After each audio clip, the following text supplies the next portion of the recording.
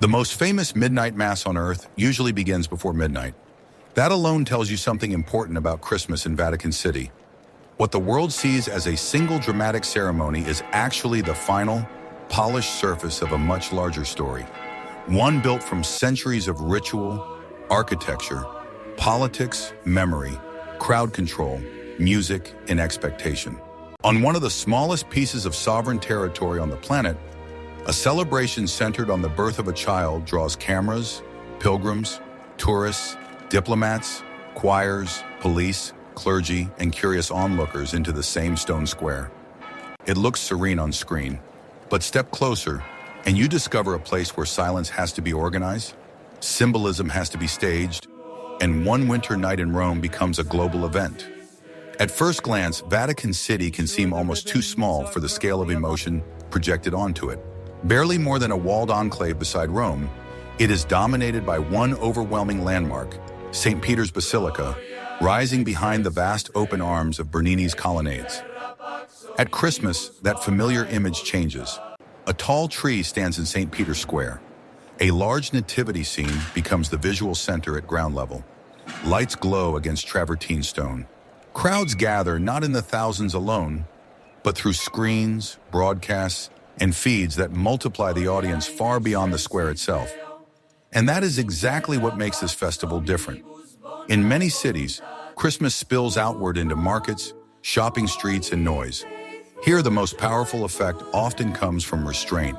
Christmas in Vatican City is not a folk fair, not a parade of floats, and not a carnival in the usual sense. It is a concentrated public season shaped by the Vatican's role as the center of the Roman Catholic Church and by Rome's longer winter culture around it. The square becomes a stage, but not in the flashy, commercial way people might expect. The spectacle comes from scale, geometry, uniforms, candlelight, choirs, ancient marble, and the strange emotional contrast of seeing one of the world's most watched religious events unfold in a place small enough to cross on foot in minutes. Yet most people never notice this part.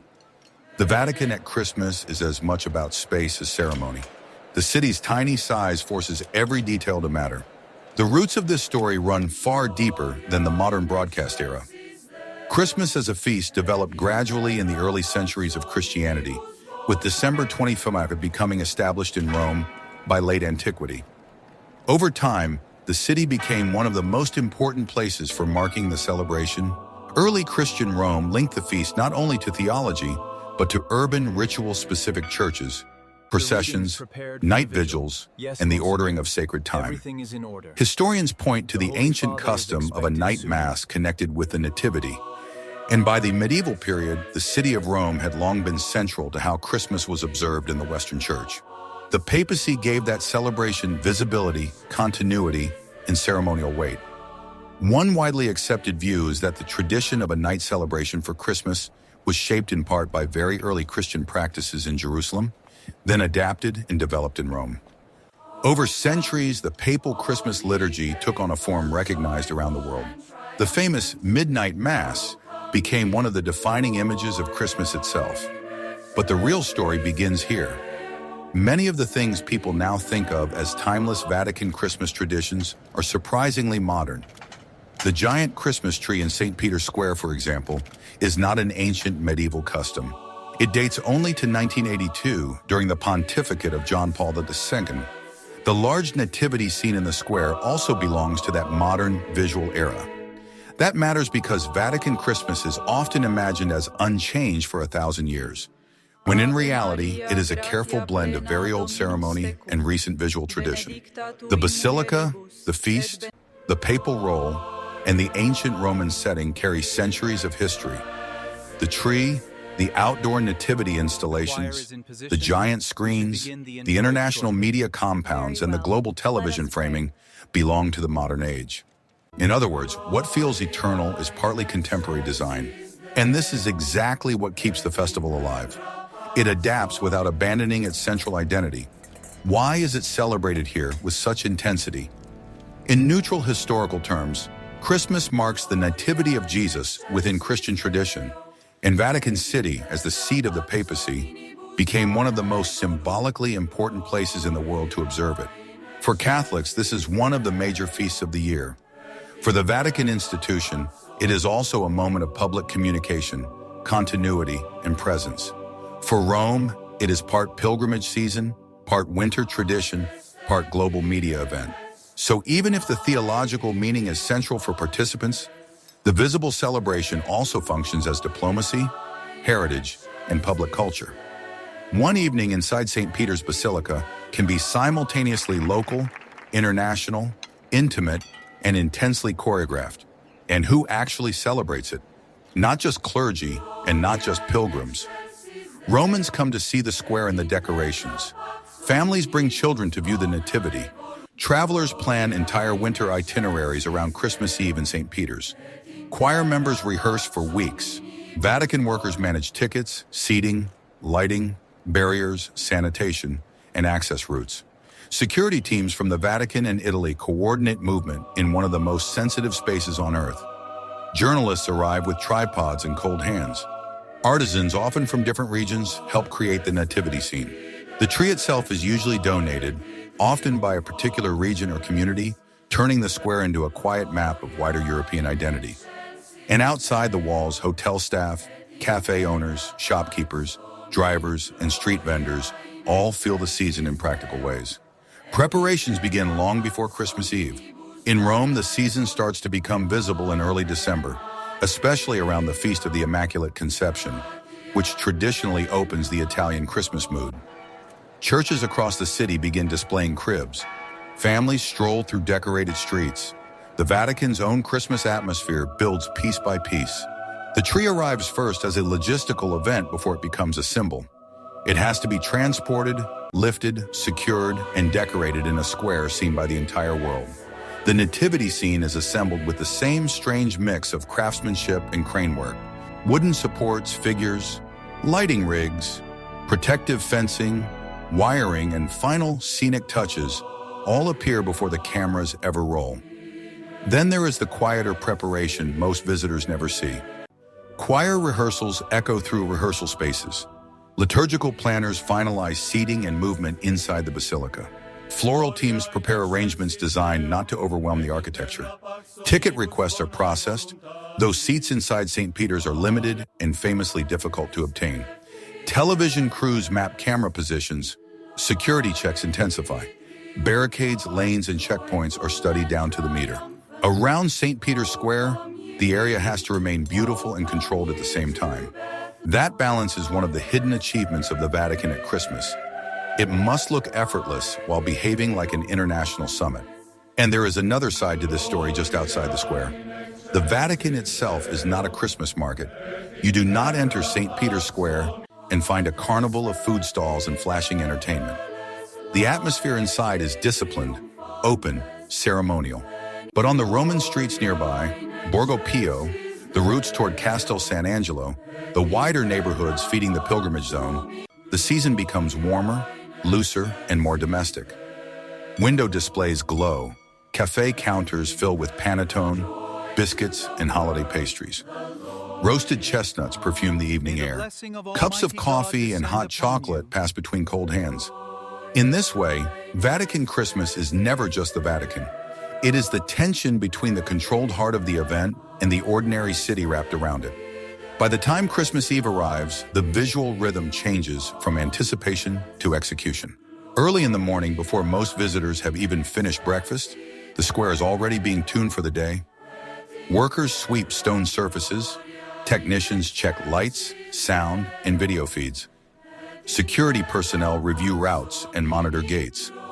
The tree stands still, but everything around it is active. In winter light, St. Peter's Square can feel almost pale and exposed.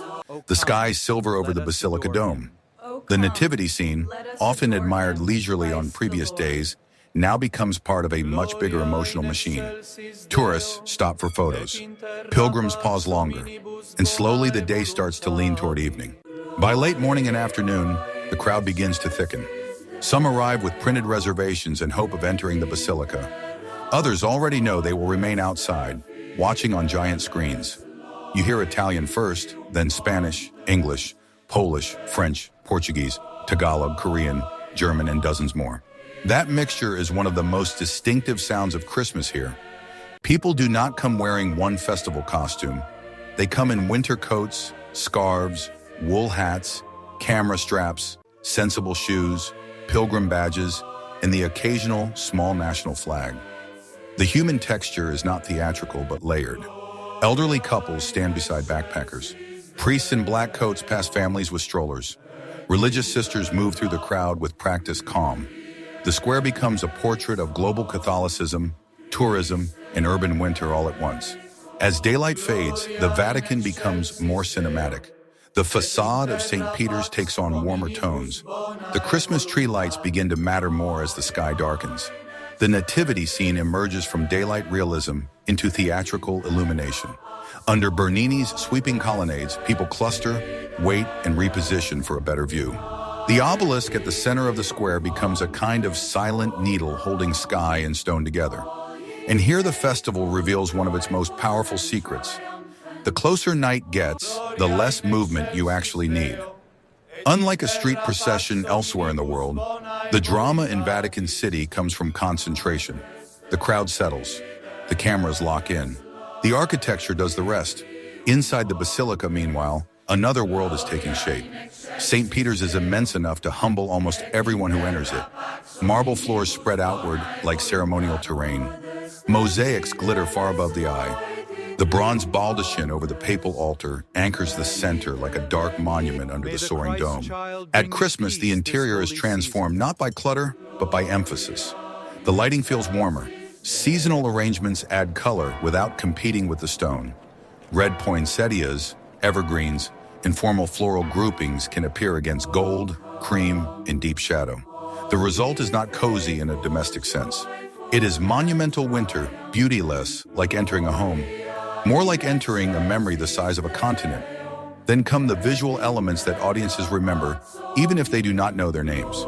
The Swiss guards in their blue, red, and yellow Renaissance-style uniforms add a flash of color that feels almost cinematic against the Basilica's pale stone.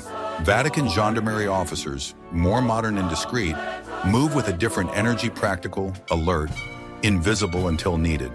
Clergy process in layers of white albs, cream fabrics, gold embroidery, and red vestments associated with the season's solemn ceremonial tone.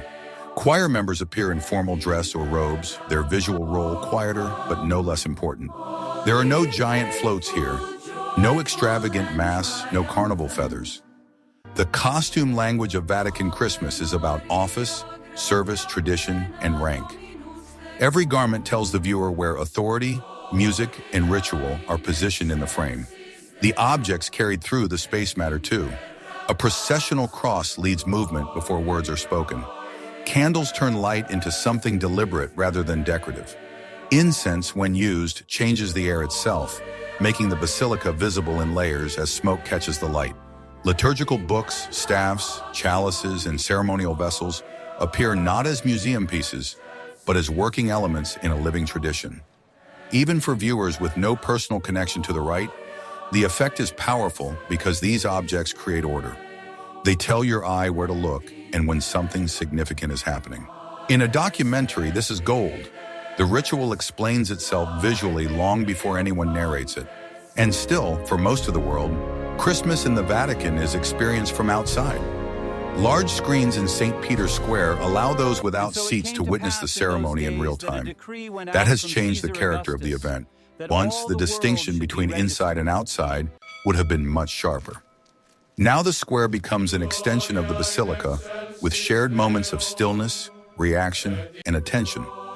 A person standing in the winter air among strangers can follow the same sequence as a dignitary seated inside. That public accessibility is part of the modern relevance of the festival. It remains formal and selective in one sense, but globally inclusive in another. The service traditionally known as Midnight Mass has, in recent years, often begun earlier in the evening rather than exactly at midnight. That small scheduling fact is one of the most revealing details of all.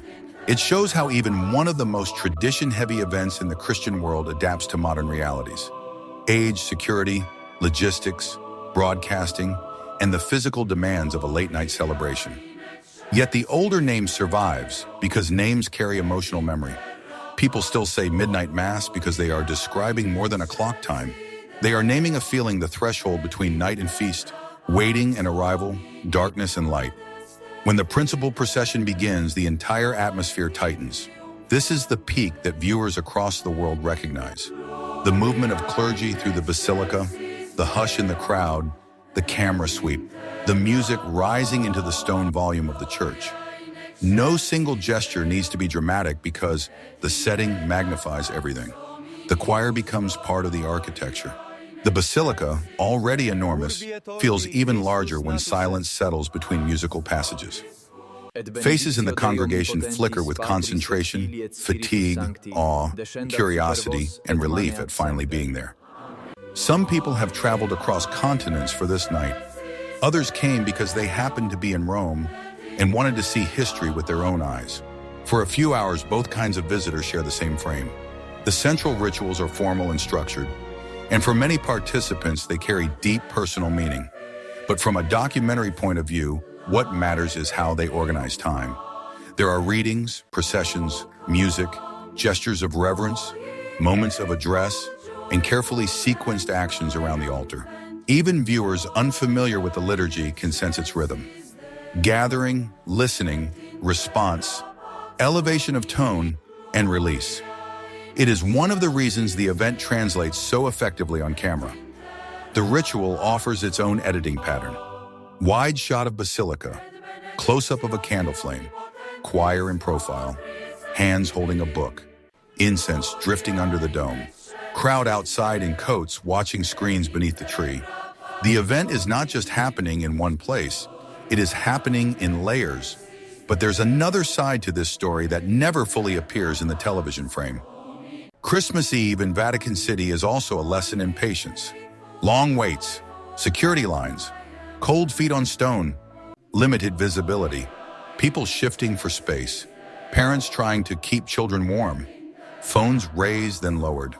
And yet that inconvenience is part of what gives the evening its texture. This is not an engineered theme park Christmas where everything is optimized for comfort. It still asks something of the crowd. You stand, you wait, you share space. You accept not being the center of the scene. In an age of personalized entertainment, that collective inconvenience almost feels radical. Outside the formal ceremony, the city continues to whisper its own Christmas details. Nearby shops stay bright. Restaurant tables turn over with families and travelers eating late Roman dinners. You catch sight of dark coats hanging on chairbacks, steam on windows, waiters moving quickly through narrow rooms. Seasonal sweets appear beside espresso cups. Souvenir sellers do their final business. Street musicians sometimes test the mood of the night, though the closer you get to the Vatican perimeter, the more the atmosphere is absorbed into order and security. This contrast matters. It reminds you that even the most globally significant religious event still unfolds inside a real city, with real workers, real businesses, and a winter economy that depends on people showing up.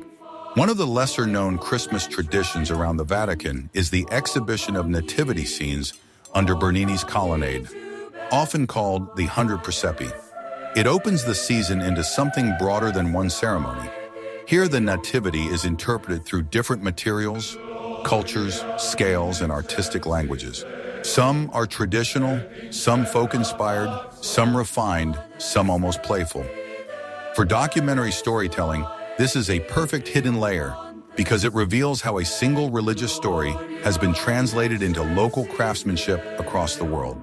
The square outside may appear highly controlled, but under the colonnade you glimpse diversity, creativity, and the long afterlife of the Christmas image in global popular culture.